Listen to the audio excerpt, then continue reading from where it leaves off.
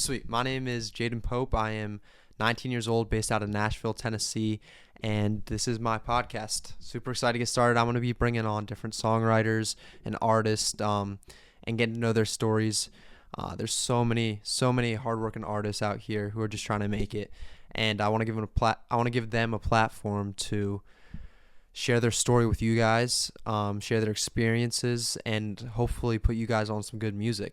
Because that's what it's all about. That's what my podcast name is also based off of.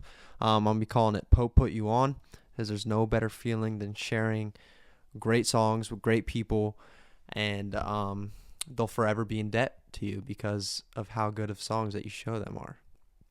I hope that was articulated right. But yeah, super excited. I landed on that name, and I'm glad I landed on that name, dude, because I was struggling for a bit, and I was using ChatGPT, and it was giving me the scum of the earth ideas for podcast names, and I'm glad I defeated ChatGPT by having an original thought. So yeah, that was really nice. Speaking of which, dude, I saw the other day some dude beating up ChatGPT.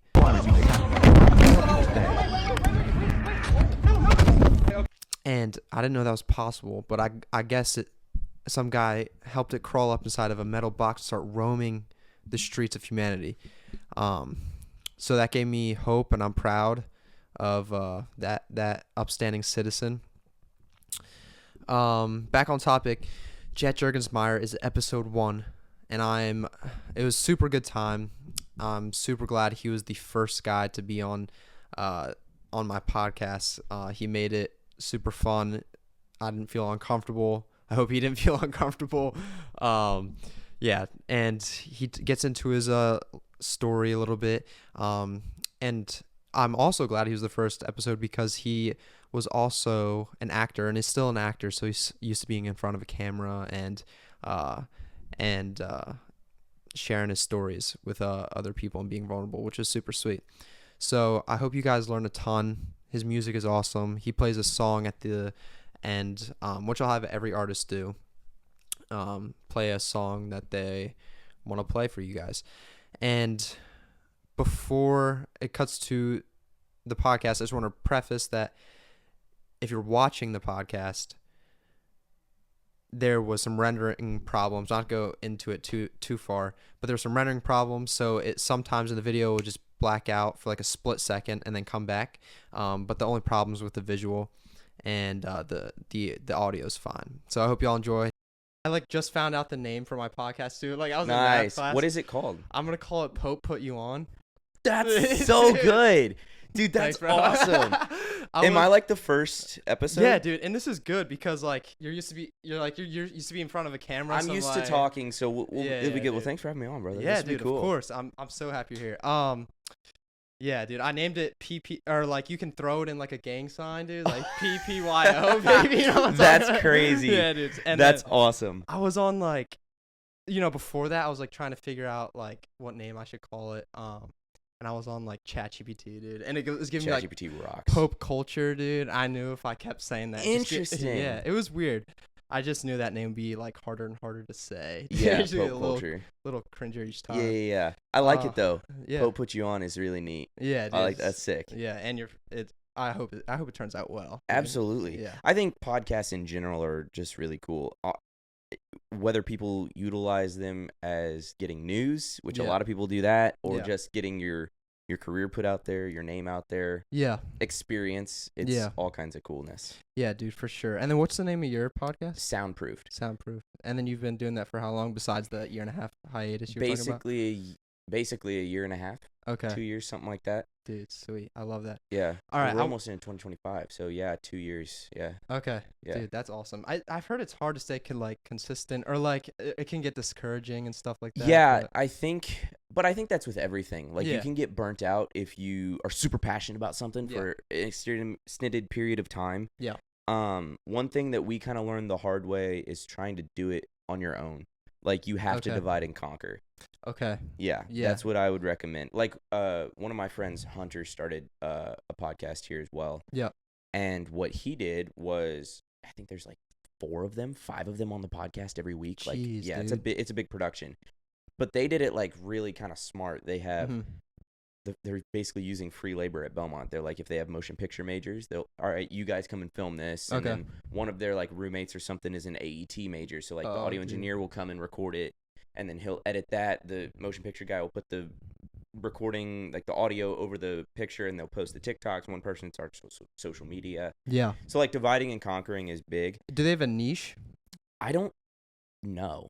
I think that they mainly just kind of talk about anything and everything. Okay, yeah. I think that's kind of what we do on ours to an Yeah. extent. Like if we have a guest on, we want to center it around them, Yeah. but we just kind of hit record. Yeah, dude. I was trying to figure that. I think I'm just gonna start with the like little niche of the artist, and if it happens Yeah. to expand or whatever, I mean that's great. That's how we started. It was like songwriters, Yeah. artists. Nashville has an abundance of songwriters. Yeah, dude. Belmont has an abundance of artists. I mean, if you're in Nashville, you got it's gonna be Yeah, and then we you're gonna ended up thrive kind when of it's music we related. kind of expanded. Like we had a preacher friend of mine Mhm. from California on, Yeah. a couple actor friends of mine, stuff Yeah. like that. It's a lot of fun to do. Yeah, You get to dude. meet some cool people, talk about some cool things. Yeah, If you want to talk about conspiracy theories, if you want to talk about Yeah. music, whatever. I was like looking up on YouTube like some guy like trying to like artist podcasts Yeah. or interviewing artists on a podcast, and Joe Rogan with Zach Bryan came up, Yeah. and I looked at the time, bro, and it was like 3 hours. Dude. I was like, what? It's crazy how they did it. Shoot, when he had Elon on, Yeah. they ordered pizza mid podcast, and the pizza had time to get bought, Yeah. delivered, and they ate It's the pizza while they were crazy, dude. talking. But like it kind of makes sense too, because Yeah. Joe Rogan like goes off these like like It's amazing how much he can get distracted. yeah, he like somehow got into the topic of like Black Mirror and started talking about that with Zach Bryan. Wow. And I don't even know if they talked about his music at all. One thing that is kind of cool is he knows a lot about a lot to be able to talk to everybody. Yeah. Mm-hmm. And it kind of teaches you, like, a lot of people aren't that stupid as you might think. Yeah, yeah. Like, you can, like, I'm a huge MMA guy, like UFC and stuff. Podcast, Yeah. jiu-jitsu. bro. Yeah. So he, when he had, like, Khalil Roundtree on, they started talking about conspiracy theories and stuff, and Khalil went off on talking about them. Yeah. And, like, government conspiracy theories, whatever. Yeah. They were talking about it. I was like, that's really cool that, Yeah. a high-level prize fighter that's going to be hopefully a world champion one day Yeah. is super actually educated. Listening Yeah. to him talk, he's educated. And it's Yeah. really, really cool. Yeah, I always thought Joe Rogan was just like a meathead. Dude, And then if you look at him, that's what you would yeah, think. Yeah. All right, I wanted to get into more of like your early life, bro. I mean, you're still young. Absolutely. You're still young. I know but what you mean, though. yeah. Yeah. When you were like a young blood, dude. Young blood. Young blood. So you were an actor. I still am. Okay. It's weird to kind of be like this, but COVID really threw a wrench in a lot of things. Okay. COVID stopped all live production for such a long time. The only thing that was happening was Zoom. To this day, a lot of callbacks and auditions are done over Zoom, Really? which is not my favorite. I like Yeah. being in the room, having those actual personal connections. But yeah, COVID threw a wrench in it, and I've Yeah. been doing a lot of music lately. Yeah. Working on the album we put out back in June, touring this year, booking dates for tour of 2025, stuff like that.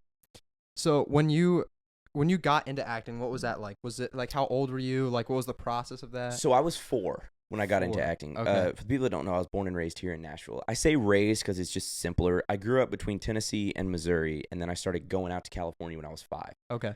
So my accent's kind of all over the place. Yeah. Certain words I say is Yeah. super funny. Yeah.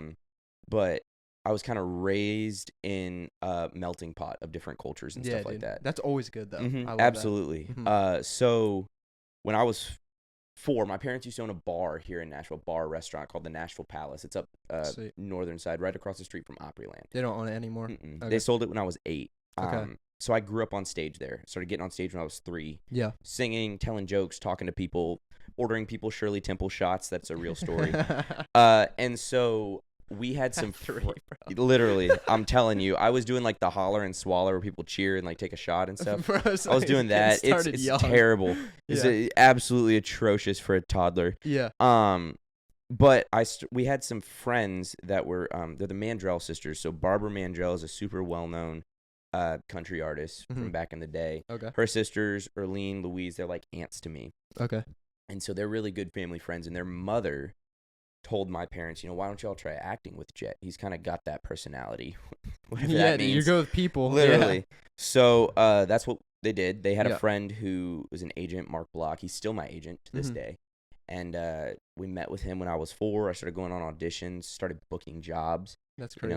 Like I was in an Alan Jackson music video, Lady Antebellum, What? doing commercials and stuff like that. That is ridiculous. Yeah, Dude. and That then is so crazy. it was neat. And then about a year later, he said, "Well, I'm gonna send you all out to L.A. I've Yep. got a friend out there, who was my manager for a very long time, and she set me up with my agent that I have out there, Okay. Osbrink, and just kind of started working. Like Yeah. it was back to back to back stuff.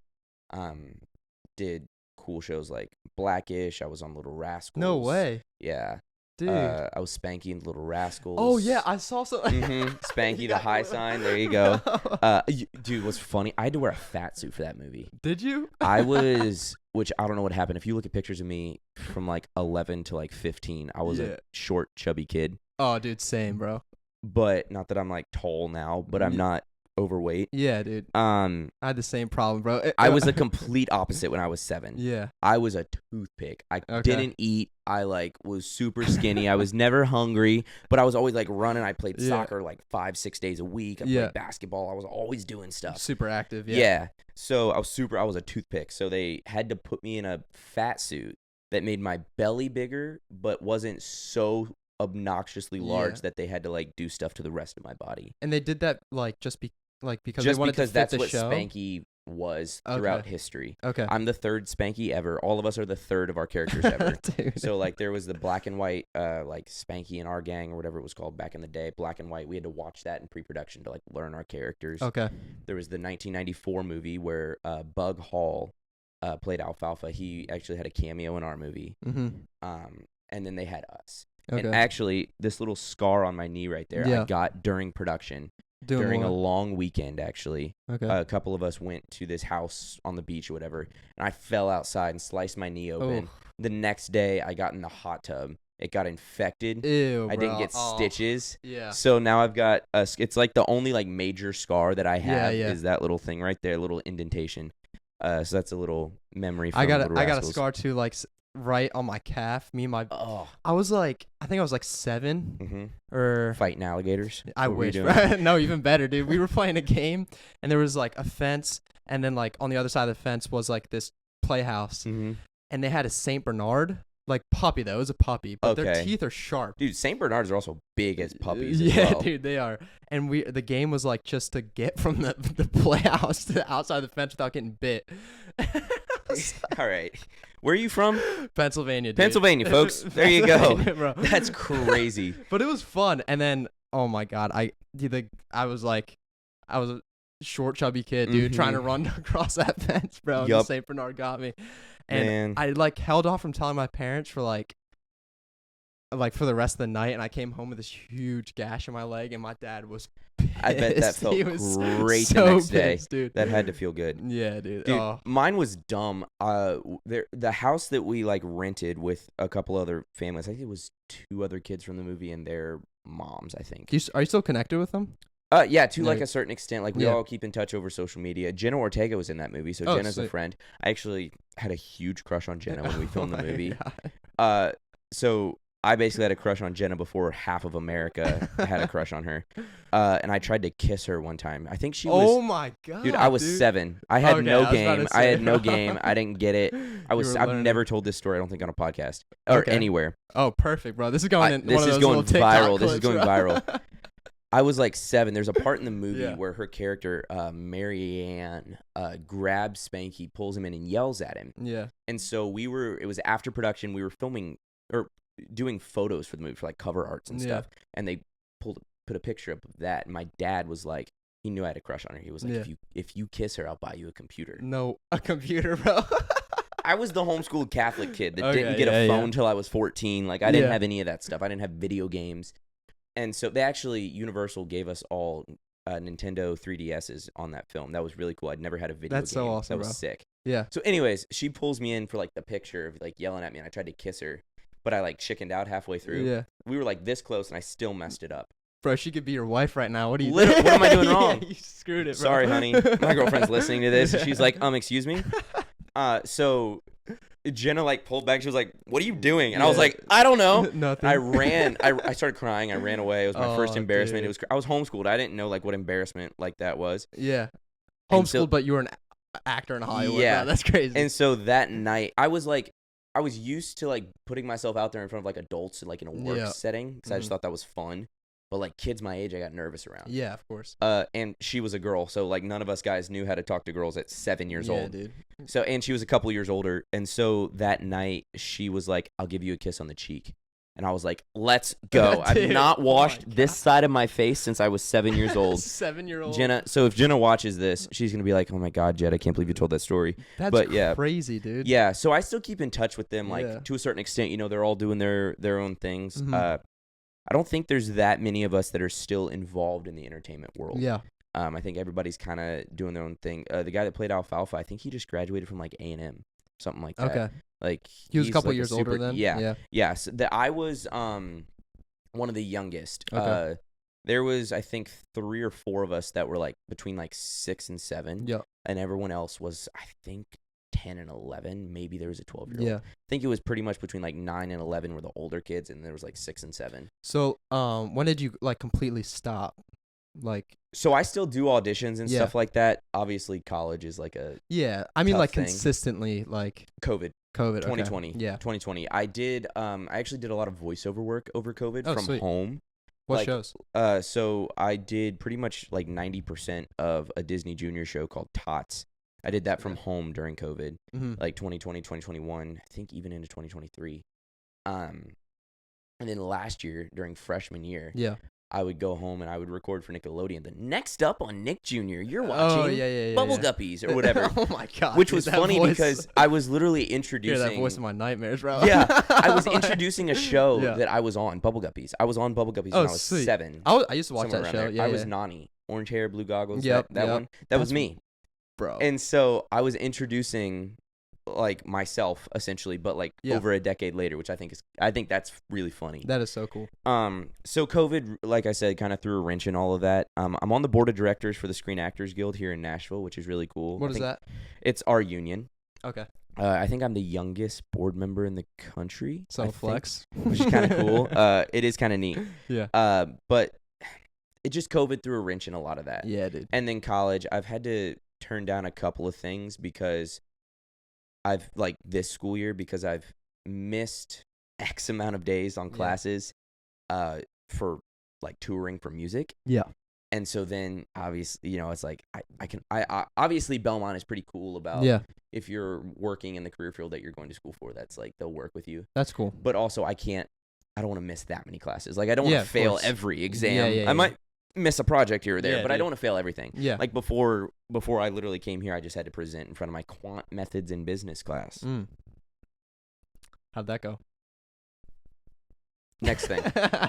No, it was fine. It's just I can't stand that class. Yeah, I'm not a math person. Same. The only thing I need to be able to count to 8. I'm a musician. That's it. I don't have to count past 8. 4 counts. Let's be honest. I don't need to. I'm not. I'll pay somebody to do my quant methods in business. What was your transition from like acting to music and then like choosing to go to music school? So they were always like intertwined because they both started at such a young age. Yeah. Technically, music came first. Really? For me, because I started getting on stage when I was 3. That's right. Yep. My parents bought me a little Taylor guitar when I was 10. Okay. Because I hadn't really been like super involved in music for a little bit. Just been acting. They sold the restaurant, so I wasn't on stage. And I started learning songs and just playing to play. And I think when I was 11 or 12 is when I started writing. I started writing songs. That's pretty young, dude. I think I started, like, I write for fun. I think I started doing that, like, senior year of high school, bro. So I started writing I was actually in California, first time I ever wrote. And one of my best friends in the whole world, Olivia McKenna, who's also a songwriter and a singer, she was here. And we'd FaceTime. And we wrote over FaceTime. We were doing Zoom writes before COVID made us do Zoom writes. Yeah, dude. Yeah. And awesome. So I just kind of started playing more. And I think I was 11 or 12. My parents bought me like my first like nice guitar the guitar that's literally sitting over there. They bought me that guitar. Still have it, dude. That's awesome. Yeah. Yeah. I have my dad's guitar, dude. That's cool. Sentimental, bro. That's you cool. gotta keep It's those sentimental things. Yeah. Yeah. Like I'm never gonna get rid of that guitar. As a graduation gift from high school, they bought me a custom Martin D18 with my name, my Engraved signature in it. Dude, that's it's so inlaid sick. in the neck, which I is love super that. cool. I should have brought that guitar, but it's Yeah. back at the house.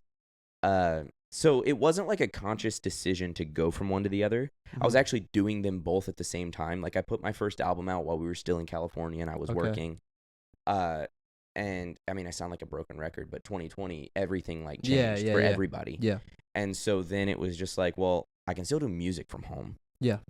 I can Zoom write. I can FaceTime write with people. I can write songs on my own. Yeah. So like majority of my second album were COVID songs. They were written like in the heat of COVID. Okay. So I put that one out, which was Phase 1 Discover. And then we right after that album, instantly started writing this past one that we put out in July. Okay. I started working because your teenage years are so different and so changing.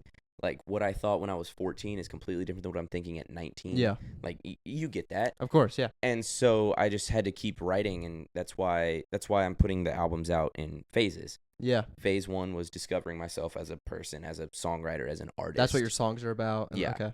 Okay. The songs are about what I'm going through in that phase. Yeah.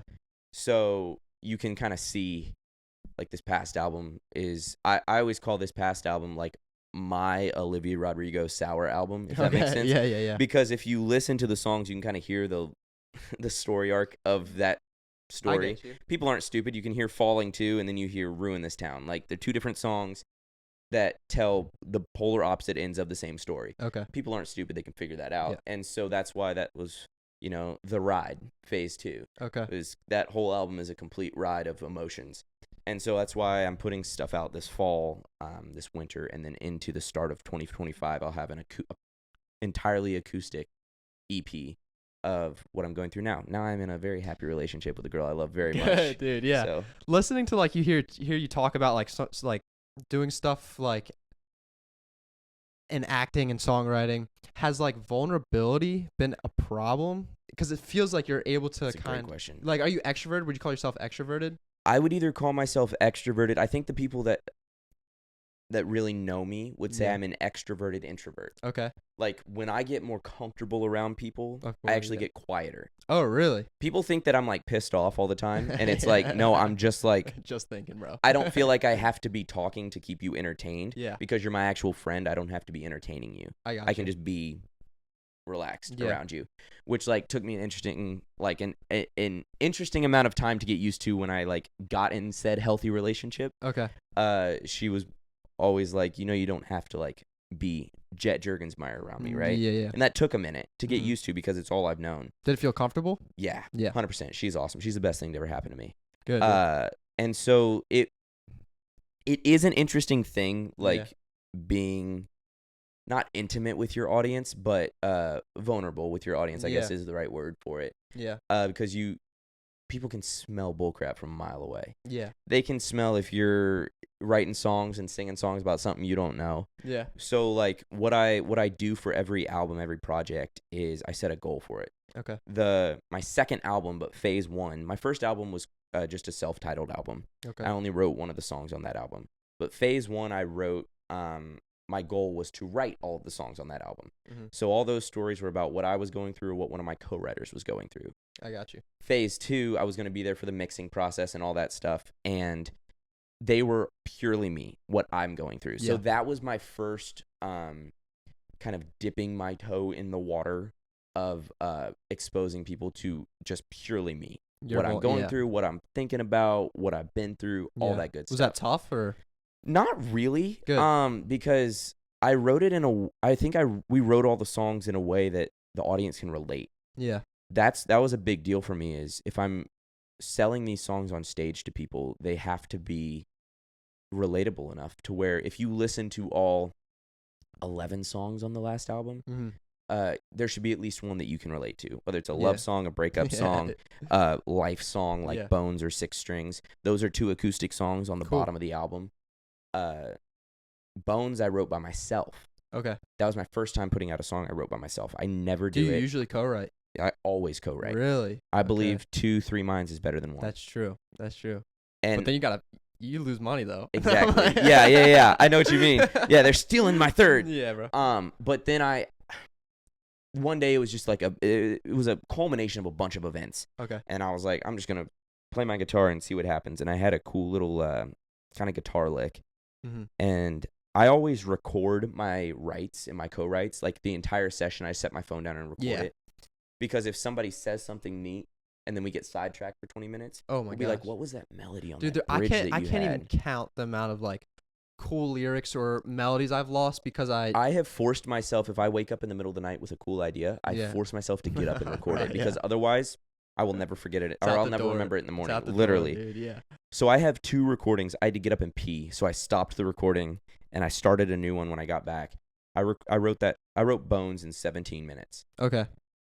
Which for the people that aren't songwriters don't really know. Quick, that's dude. a very quick quick, timeline. You must have been going through something, bro. Literally. Yeah. And it's very quickly become my family's, mine, and honestly probably the song that I've got the best response on. Okay. When people like that interview me call out songs, they'll call out like Good Days because it was the last album or the last single that we put out before the album came out. There's a music video for it. They'll do Falling 2. There's a music video for it. And they'll either talk about Six Strings or Bones. Okay. Because those are the 2 most vulnerable, because they're just acoustic. It's just me singing it. I'm playing the guitar on them.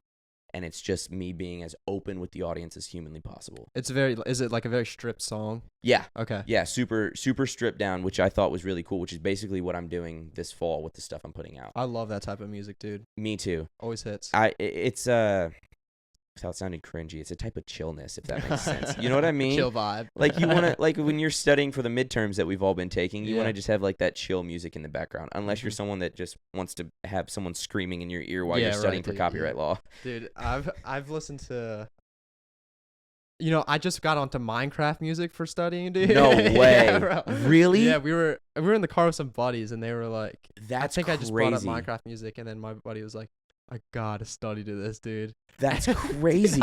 I've never thought about that. Brushing my teeth, and he goes to bed. He's like, good night, and I hear Minecraft music start to turn on. I was like, yes, that's it, crazy. Dude. That's it, dude. Wait, that's actually kind of cool. Yeah, it's calming, listen, bro. I'm kind of similar to that. Like my girlfriend can listen to any kind of music. She can be singing and reading at the same time. I don't know how she does it. Yeah.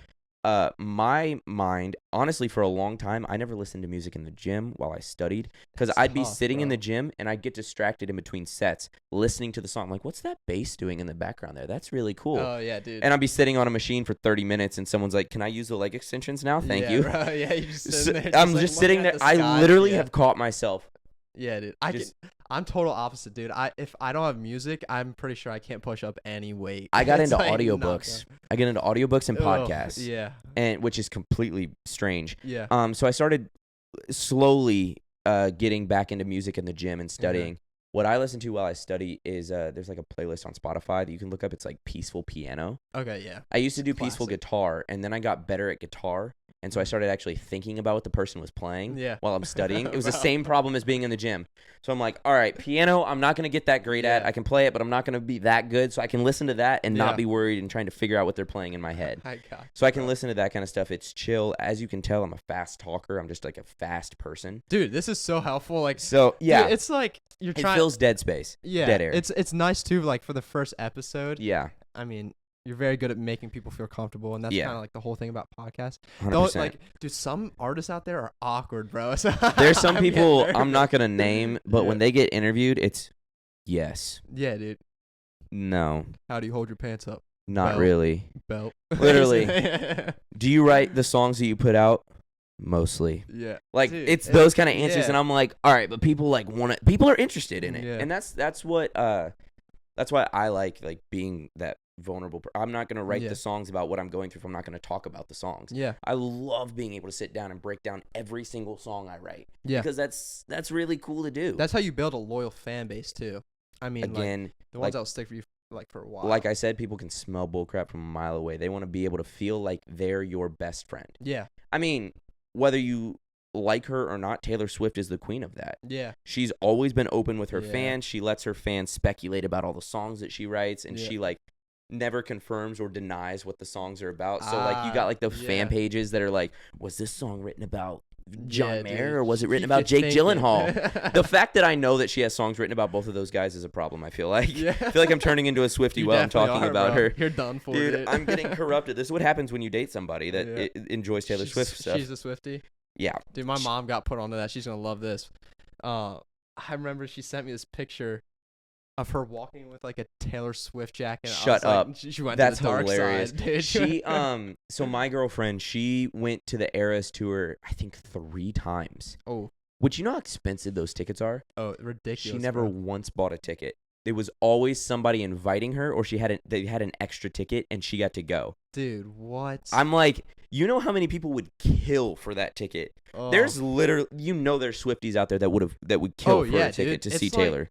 It's crazy. I never paid to like go see her, but I have a friend, Ryan, who she's gone and seen. She's a huge Taylor Swift fan. Yeah. And she is also an artist. And she goes, whether you like Taylor Swift music or not, every performer should see her concert. Yeah. Because she is the epitome of entertaining. Yeah. It's like how people, it's a sore subject now because of stuff that's come out, but like Garth Brooks, everybody always talked about how Garth Brooks was super entertaining. Yeah. And that's why he was so fun to watch. It wasn't like his crazy vocals or crazy great songs. Okay. He looked like he was having fun on stage. Jason Aldean, his band is having a blast on stage. Yeah. His band made Jason Aldean popular because of how much fun they were all having on stage. Mm-hmm. You got to be looking like you're having a blast up there, and I think Taylor's done that very well. Yeah. There are also some concerts that I do like. I really love when someone knows how to interact with the crowd. Dude. That makes a good concert. I went and saw Cody Johnson. Okay. This past February. Callie and I went and saw him. He was phenomenal. Yeah. Up until Cody, Ed Sheeran had always been my favorite concert. Okay. Super entertaining. His looping. I've seen him 2 or 3 doesn't like times. the stage spin or something like that? Okay, I didn't see him on that tour. It was on the previous tour. Okay, cool. And so he was just stationary. You could watch him the whole time. He did everything. It was like, I saw him 2 or 3 times. Awesome. I got to meet him. He was super cool. You got to meet him? What was he like? Got to meet him backstage. Very genuine. Yeah. Like what you expect when you hear stories about him. Like the kind of guy that if you were like, yo, you want to come to my cabin and just like a writer's retreat? And he's like, can I sleep on the couch? Like he seems like that kind of guy. Yeah. I got you. So up until Cody, it had always been Ed is like my favorite guy I've seen live. Cody beat that. Cody sounded just as good on his records. He was super entertaining. But then the polar opposite of that, to an extent, was Tyler Childers. Ooh. I went and saw Tyler Childers as well with my parents in Cali. How old were you then? This was just this past last semester. Is he singing his? You know how some people like stop singing like their old music. He sang all of his popular ones. Okay. He sang like all the major ones off of like his Purgatory album and all kinds of. He started.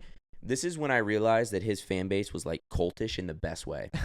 He started his concert with his song "In Your Love," the piano one. I love that one. The confidence you have to walk out on stage at the same time as your band, with your band, not as like some artists do where they walk out with Hulk Hogan and Baker Mayfield, which I don't know if you saw that today. That was the greatest thing I've ever seen anybody do. That was so cool. He walked out with his band. Yeah. Piano player started playing. He sang the song, just piano and him. The entire Bridgestone Arena sang with him. Dude. And then they broke out into like Country Squire or something like that, where like super upbeat, loud Tyler Childers song. The confidence you have to do that. Yeah, to start a concert off with a ballad. I've seen videos of him playing live. I haven't seen him in person, dude. But does he do that thing where he hold his hand like right here? Yep. Looks like he just got out of like a psych ward, dude. Literally. He like is throwing his hands up in the air like he's in a Baptist choir. Like trying it's not amazing. to make eye contact with him. So the complete opposite from Cody. Cody's, talking to the crowd. He's running to the back of the stage for the people that are sitting behind the stage. Super entertaining. He's awesome. Yeah. Tyler's entertaining in a different way. He's entertaining by watching him get lost in his songs. Yeah. He's almost on stage in a way where he doesn't even realize there's an audience. Yeah. And then he sits down and he plays like Lady May and Follow You to Virgie acoustic. I love that, dude. That was when he like talked to the crowd. He's funny. Yeah. And he kind of jokes with the crowd a little bit right there, which is cool. Yeah. So that he was entertaining in a different way. Yeah. And I love that because watching those people, whether it's Ed Sheeran, Cody Johnson, Miranda Lambert, Tyler Childers, you learn different versions of entertainment and you can kind of pick and choose what works, what doesn't, and you can learn from them. Yeah. And I think that's what's my strong suit is when I'm on stage. I can be having the worst day ever, but it's not the audience's job to know I'm having the worst day ever. They didn't pay to come watch me be on stage, be singing my songs. Those acting classes, and bro. just I look bet they pissed got off. yeah. Literally. Yeah. It's just from knowing that you have to make them feel like they're the most important things in your life right then. That's because cool. In reality, they are. Yeah. Because if they weren't there, I'd be digging ditches. I'd be building stuff. What's the biggest, like, how many people, like, what's the biggest amount of people you played in front Nothing crazy. Yeah. We opened a festival this past July. Okay. Up in Ohio called Country Concert. Okay. It's July, yeah. Cody Johnson, Lainey Wilson, Hardy, dudes, Trace Atkins, they all played it. And we were the first band the first night that opened the festival. And I think we played for somewhere between like 1,500 to 2,000 people.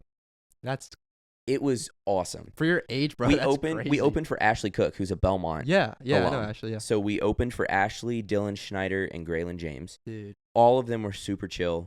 Ashley's parents were there. Ashley's dad was wearing a Belmont dad hat. Sweet. From the Bruin shop. Literally, I walked by, I was like, I was there with me, Callie, and then her friend Elena. Yeah. Which is another reason that I love this girl so much. She drove 5 hours the morning of my show to come watch my first big show with my band. 5 hours, dude. It was amazing. She's committed, bro. She's awesome. She took pictures. She's great. Yeah. So we were all standing there. I was like, we all go to Belmont. He was like, my daughter goes to Belmont, or went to Belmont. I had no idea it was Ashley Cook's dad, but he was sitting backstage, so I should have figured. Yeah. And then later, I saw him next to the stage while she was on stage. I was like, I'm the idiot in this scenario. But it was super cool. And so, like, a little bit of confidence boost that gave us was Lainey Wilson had the same slot Ashley did on that same side stage 2 years ago. Cool. This year, she was headlining the main stage for like 10,000 people, 20,000 people, however much it was. Yeah. So that gave me a confidence boost. It's like, all right, well, maybe a year from now, I'll be in Ashley's spot, or maybe Dylan's spot, and then maybe a year from then, I'll be one of the lower tier artists on the big stage, and then maybe a year from then, I'll be in Cody's spot. Yeah, that's what's kind of like. There's like two sides to the industry, dude, and like some of the stories you tell, like it makes it like it's like has a reputation for being kind of cutthroat, but some of the people you meet are just so encouraging that make you just want to keep going. It's crazy. You know how people say like any publicity is good publicity? I think bad publicity or bad stories people cling to because it's tea and it's stuff like that. Yeah, it's like drama, It's like, we've all got it, but that doesn't make for interesting stuff for me to be sitting here and just shitting on the industry that's literally made me what I am. Yeah. And so I'm not going to do that. And so, like, I wouldn't be where I am if it wasn't for the opportunities I've had. Yeah, I've had plenty of bumps in the road. Yeah. Oh, I didn't get these however many 100 auditions that I've gone on. Yeah. These songs got turned down by this artist that I pitched to them to record. Yeah. Like, that happens. And you hear now, I think, more artists like Lainey Wilson talking about being a Miley Cyrus. She was a Hannah Montana act. Like, she did she went to like festivals and like was like they had like a Hannah Montana impersonator. Oh, I got you. Stage. Yeah. Like, she did that. Okay. And you hear her talking about that now. Yeah. Cody talking about playing dive bars for 10 years before he got his big shot, as an independent artist before popping off. I saw him opening for Miranda Lambert like years ago, and now he's headlining Bridgestone. Yeah. Like, so you hear that becoming more popular now, I think, because of podcasts and like the more amount of interviews that are happening social media. But I'm still going through those things. I think now people at my level can be interviewed a lot easier, and people are more interested in hearing people at like my level talk about those. That's exactly why I started, because there's like, of course, because there's so much talent here, dude. Yeah, it's ridiculous, and like you kind of like. You just like walk into someone who's played like crazy shows, but there's also like a lot of young people too. That's kind of what I'm trying to target is like young people who are grinding, still working a restaurant job, dude. Like trying to make it. Like, I also think to put it into perspective, you get the good and the bad stories based off who you surround yourself with. Dude. Like, some people absolutely are kind of unfortunate with who they get put with. Yeah. And you've got to, I was fortunate, like, my parents were in the industry. I had a lot of people looking over my shoulder. Still had plenty of people in my life that have tried to get something from me or have tried to steer me down the wrong path. And I've gone down that path for a minute and then, had to have a few off-roading excursions to get back on the right highway. I do think I'm on the right road now. Good. But it hasn't been easy. It is a very long journey. The amount of no's that I've heard in my life. People like ask me what advice I would give to young actors or young songwriters, like people that were my age when I got my first guitar that are just now starting. What advice would I give to them? Yeah. I'm like, you're going to hear no a lot more than you hear yes. Dude, yeah, I've been hearing that a lot too. It doesn't sound fun. It doesn't sound good to say. Yeah. But you're going to hear no way more than you hear yes. But those no's make the yeses feel so much better. Yeah.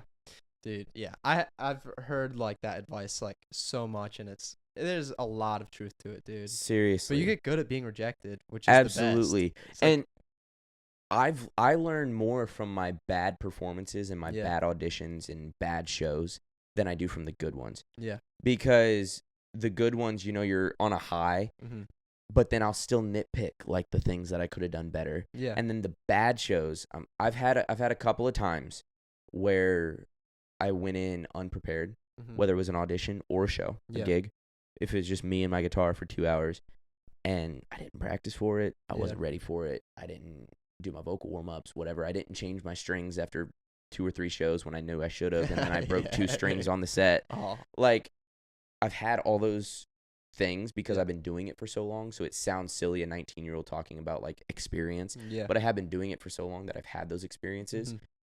3 years old, baby. Yeah. That's crazy. Yeah. Where I've learned that just be prepared, be willing to have those low spots of just terrible shows where you want to just hide your name and your face and just get back to your car and get home. Do you have any specific stories, dude? Dude, I know that like that's like a big thing for a lot of people is like there was one time I don't remember there I was playing somewhere downtown. I was probably 17, 18. Yeah. This was maybe 2 years ago. I think it was 2 or 3 years ago actually. I was playing. My mom, she was like, "Hey, have you been practicing? Are you ready?" And I was like, "I'm good. I got this." Yeah. And I didn't. And at the time, I wasn't playing on Broadway, so I didn't have like the catalog of cover songs that I had then, or that I have now, where I can put my phone up and I can play most songs people request, stuff like that. You. Yeah. I had like a set list of like these 20 songs I can play, and I hadn't practiced them, and I wasn't super comfortable with them. Yeah. But I was like, I'll be fine. Yeah. And it was 100% the worst performance I've ever given. Bro. And I remember getting off stage, and I couldn't look at my mom because she was just like, I told you. And my dad was just like, well, for next time. And I was like, you're absolutely right. I know for next time. Yeah. And I had a conversation with myself. I was like, I'm never going to fail in a situation again because I was unprepared. I'll either fail because I wasn't prepared for something I didn't know to be prepared for, or because something else that I wasn't able to control happened. Yeah. But as far as me, I'm going to be as polished as I can be. You can only control what you can control. Yeah. So I'm going to control me, and I'm going to make sure that I'm the most professional one on that stage, that when I'm playing and practicing with my band, I know all the songs like the back of my hand. So when the bass player, the guitar player, the drummer ask me what's going on, I can tell them. That's good, dude. And I had about 2 of those experiences where it was not being prepared, blowing it off, dude. Not practicing. Practice does work. Yeah. It's just like with school, studying. Yeah. Like studying, if you study, you will do good. Yeah. If you pay attention in class, you will do good. Yeah. If you don't, it's like so simple. Like it's easy to like it's push so off. simple that it's annoying. Yeah. Because it's like, I don't want to do it. Like it's literally the simplest thing in the world. Yeah. If you're taking 3 classes on Tuesday, you can sit in class for an hour and 15 minutes and listen. If you're taking 2 classes Monday, Wednesday, Friday, you can sit in class for 50 minutes apiece and pay attention. It's so simple. Sitting down for 20 minutes, going over, for me, what I got to where I was able to do when I still like had to practice to get these songs down. Yeah. Was I would go verse, chorus, bridge. Okay. And I could run through a 2-hour set list in 20, 25 minutes. and be good. Yeah. Because the things that change the most in the songs are the verse, the chorus, and the bridge. Yeah. If I can remember the melody on the first verse, I'll remember it for the second. If I can remember the chorus melody, I'll be good. And then some songs are a little weird. They go to like a 2 minor or something on the bridge, so I'll remember to go to that. Little things, I got to where I could do that. I figured out my process that I needed and my checklist I needed to be ready for whatever was coming. Same thing with auditions, running through it, reading through it with somebody else, and then getting to the point where I'll be reading the script by myself, but I'll have like it scrolled down on my phone so I can't see my line. I'll read the person before me's line and be like, okay, I responded that. How long did that take, for a script to be memorized? How long did that take you? It depends. Like, now I'm really good at memorizing things. Yeah. You've had practice for a while. Yeah. Again, I've been doing it for so long that it's secondhand to me. It's like sitting down here and talking to you about all this. It's super simple for me. Yeah. So, like, if I were to give a timeline... Dang, bro, you extra humble. Well, I'm sorry. No, I'm playing, well, bro. I mean, if I were to give a timeline, people would say that I'm like full of it and that I'm lying. But dude, you're actually good at it. Yeah. It's just it's something that I'm used to. I mean, if you could go to someone that's an accountant for a living and they can break down a spreadsheet. They can crunch the numbers for you. They can crunch the numbers. They can pull the Michael Scott. How about you crunch the numbers one more time for us? Crunch them again. Crunch them again. Yeah, dude, I got you. Literally. So you can do that for anybody that has experience. Mm-hmm. And that's as silly as it sounds. Again, yes, I'm 19, guys. But I've been acting for almost 16 years. Yeah. I've been on stage for almost 17 years. I got you. I think that's enough time to where I've at least have a little bit of knowledge that I can actually help people. And so that's why I kind of have an answer for all the questions, because I know what worked for me. It's not necessarily going to work for everybody else. Yeah. But I learned from people that were doing it longer than me. Yeah. And I picked and chose, just like the performing thing, from watching other artists perform. Yeah. Figuring out what works best for me. That's what I did from other people that were in front of me. So, like, listen to a bunch of actors talk about their process. Listen to a bunch of songwriters talk about their process, performers. And then you kind of figure out through trial and error, a lot of error, what kind of works for you. Dude, that happened to me before. Like, it was at a live performance. And so, like, right beforehand, it was in the, like, nearby city I lived in Pennsylvania. And the actor, Diary of the Wimpy Kid. Yeah. So the actor, the dad, was there. Really? So he was walking to the hotel, and right across the street was like where we're performing. Mm-hmm. Me and my buddy, was like just getting into like playing on stage, and like he probably been playing the guitar for 2 months. Yeah. And I was also like I was just helping him, like riffing a little bit with him. And so before we performed, my buddy took a picture with the guy, and we're on the stage, bro, and we like blow it. Like, it's terrible. That's funny. And then we get off the stage and look back, and the guy is just like, the actor's just staring at us. Oh, and I was like, we just messed up in front of a crazy actor. That's crazy. It was so funny. One thing that I've learned that I think some people think that they can do, like musicians or actors, is last minute. Yeah. It sounds awesome. Some people are really good at studying for exams last minute. And it depends on the person too. Yeah. I am not. I'm that way with school. Mm-hmm. I can study last minute because of my memory, and I can kind of remember things. I'll be fine. With music, it's completely different for me. Yeah. I cannot backstage before we play a song. If we're changing something, or if I don't know how to play a bridge, I'm just not gonna play it, and I'm not gonna be like, hey, Jack, my guitar player. Yeah. I'm not going to be like, Jack, what what are the chords on the bridge for this song? Yeah. I'm not going to remember it on stage because I have 30 other things that I'm worrying about. Yeah. Entertaining the crowd, doing all this, singing, playing the other songs. And so the biggest thing that, like, I try to tell people is, like, don't wait until the last minute where you have to rely on the last minute. Yeah. Like, take the time. Yeah. Listen. It sounds so... My mom's going to love this. Listen to your parents. Yeah. Listen to your parents when they tell you to practice, man. Yeah, dude. I remember the first time. Do you remember your first time performing? Like, I know you just did like 3, but like your first, like with a band. I remember the first time it felt cool performing. Like the one memory that sticks out. Yeah. I have I have a couple memories from like playing in my parents' bar. Yeah. Or their restaurant. But there was one time that I like vividly remember. They had a dinner show that they would do for like tourists and stuff, where we would all perform. They get dinner, whatever. How old were you? For this story, for the sake of it, we'll say somewhere between like 4 and 5.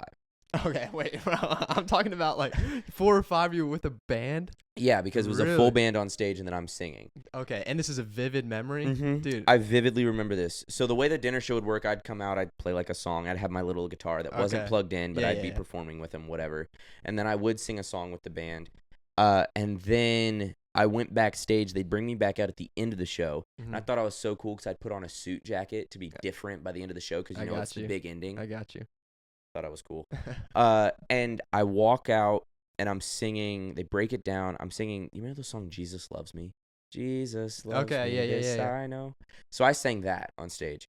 I walk out singing that, and a guy stood up. Like it's the back room of my parents' bar restaurant, so it's full. Yeah.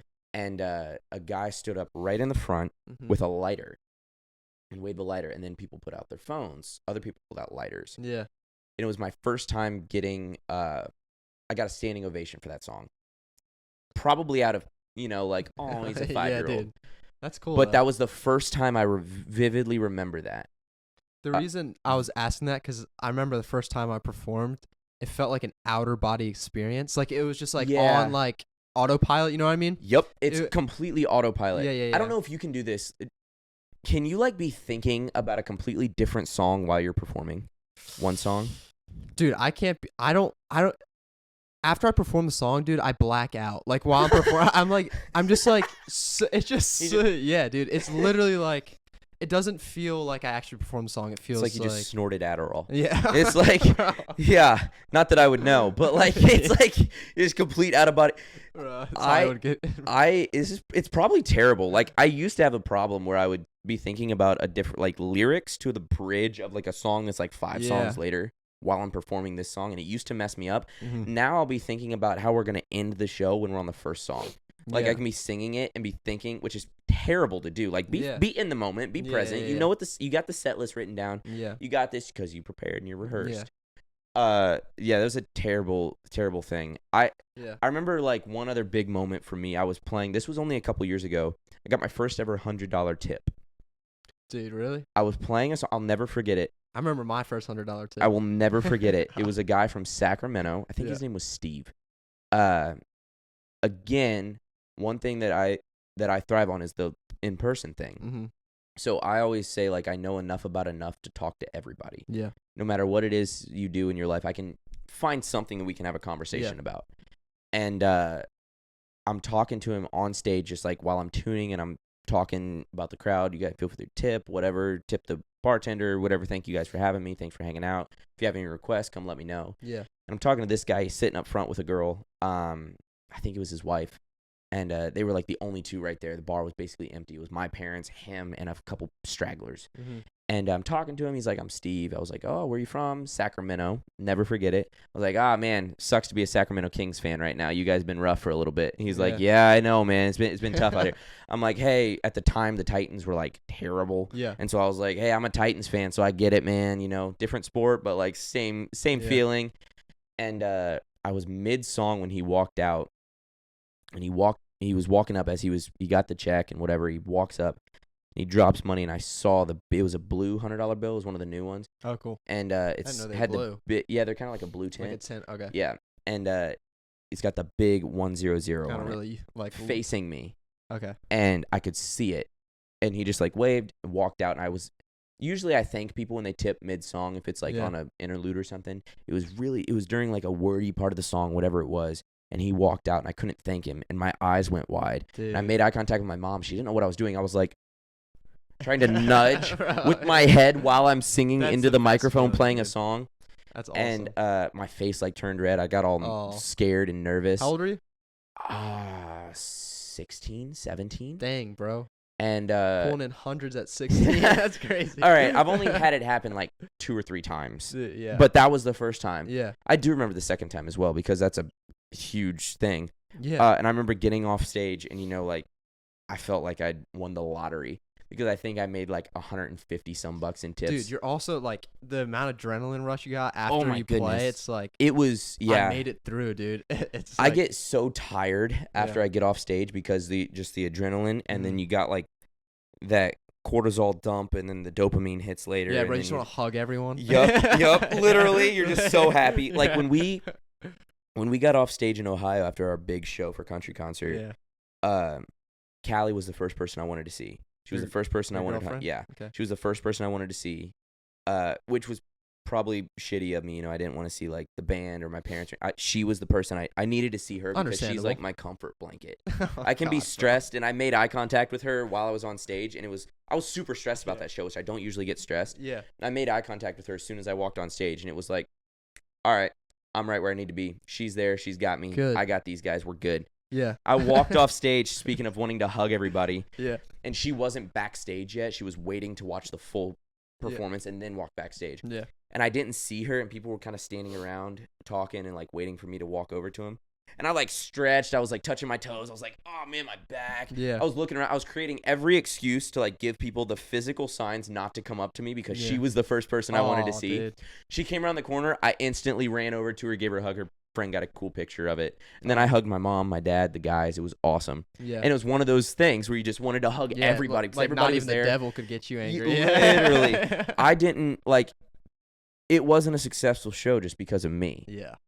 I wouldn't have been able to put on that show if it wasn't for Jack and Daniel and Justin being on that stage with me. If it wasn't for Callie being there, just being my kind of rock and taking those pictures for my parents being there, driving us up there, making sure everything was taken care of. Yeah. The people that booked it, you know, it was a team effort. And so like I never want people to think that I take that for granted or that it's just because of me. Yeah. You know, I wouldn't be where I am if it wasn't for some amazing parents and some people that work very, very hard to make me look like I know what I'm doing. Yeah, dude. And I never take it for granted because there's a lot worse things I could be doing as a job. Yeah, dude. And you realize that when you're on stage and there's like people singing your song back to you. Yeah. That was cool. That was really, really neat. That's like a experience I'll never forget. I'm not sure, like, based on the size of your fan base, but, like, do you have fans that you've seen at multiple? Yeah. Really? 100%. Okay. There's a girl, Maria, her and her family have driven, I think the longest they drove was 12 hours, 13 hours to come and see me play a dive bar for 3 hours where the most people that I think could fit in there is like 40, 30 people. And they sat right there in the front. Which is fun. I was literally about to tell this story, and it's great that you asked that. She's someone that's always coming to my show. She's super supportive. So, did you know her beforehand? No. Okay. She just became a fan. Yeah. We met at one of my shows. She took a picture with me, and then she's just been an amazing supporter. Yeah, dude. Her entire family has been awesome. Mm-hmm. And so the first time the time that she drove, I think it was 12 or 13 hours with her parents, to come with her sister to my show. Again, dive bar. Literally, the room is maybe twice the size of this room. Yeah. Like, that's it. The entire bar. That's small, bar. by the way. Yeah. Very small. And so, it's funny. My mom's calling me. I'll call her back in a second. Maria's sitting in front of the stage talking to me. Or she's talking to me about, like, my songs and stuff in between songs. And she starts singing my songs back to me. Yeah. While I'm singing them. Yeah. And I was like, whoa. That's really, really cool. Yeah. That was my first time ever having somebody sing my lyrics back to me at a gig or a show or anything. And I'll never forget that. Yeah. I'll never forget that. That's what it's all about. Like, that's like, whoa, this hard work of playing these dive bars is paying off. So crazy how, like, people can get, like, that, like, in a good way, get that attached to music. And literally. It's so awesome, dude. It's super, super cool. Yeah. That's super so cool. Yeah. So the song that you're going to be performing. Yeah. Could you go into that a little bit? Yeah, absolutely. So I figure I'll play probably Bones for you because dude, you've been hyping that one up. I've been talking about it. You know, I wrote it by myself. It's pretty cool. So over just a lot of things happened within like a day. Yeah. I was in a hotel room in California when I was just noodling on my guitar, and I just came up with like the guitar part, and I was like, oh, that's kind of neat. Recorded a voice memo of it. About a week later, when everything happened, I felt like I needed to write a song, which I'd never had that feeling before. I'd never used songwriting as a source of venting or of therapy. Yeah. Which is strange because most songwriters say that they do. Yeah. And I never had. Like it comes from a deep place. Yeah, all of my songs had come from things like that, but I'd never used it to literally be like therapy. To just get it all off my chest. Yeah. And that's exactly what happened with Bones. And it was shocking. And I went downstairs, played it for my parents, and I didn't think they were gonna like it. I didn't tell them I wrote it. I was like, listen to this song. I played it. They're like, whose is that? And I was like, it's mine. And they were like, that's really, really good. Good, dude. That's super, super cool. That's the and best we ended up feeling, putting it on the album. Yeah. Yeah. So I can't wait to play it for you. Yeah, dude. Thank you so much for this. Of course.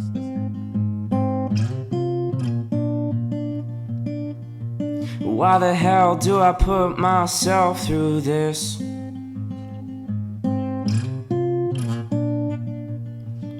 Oh, why the hell do I never move on from it?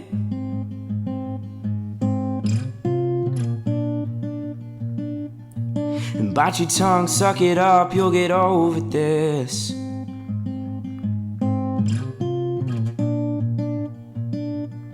Cause you don't know what it takes, you're just a kid. But I know what it takes cause I've been through it. It's hard sometimes when you never know. Well, I've tried to shut it off, but I just can't let it go. And oh, my heart is on the floor again, torn apart, so I try to look to him. But lately I just feel like I'm alone, and there's nothing left of me but these bones.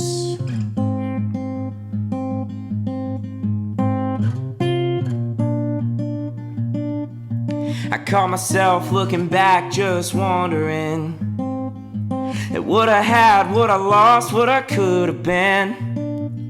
And it's hard sometimes when you never know. I've tried to shut it off, but I just can't let it go. And oh, my heart is on the floor again, torn apart, so I try to look to him.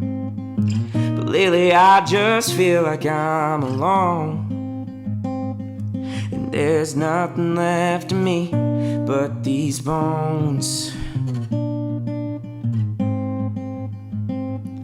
These bones. And oh, my heart is on the floor again. Well, I've tried every kind of medicine, but my heart still lays out on the floor again, torn apart, so I try to look to him. But lately I just feel like I'm alone, and there's nothing left of me but these bones. These bones. You left nothing of me but these bones.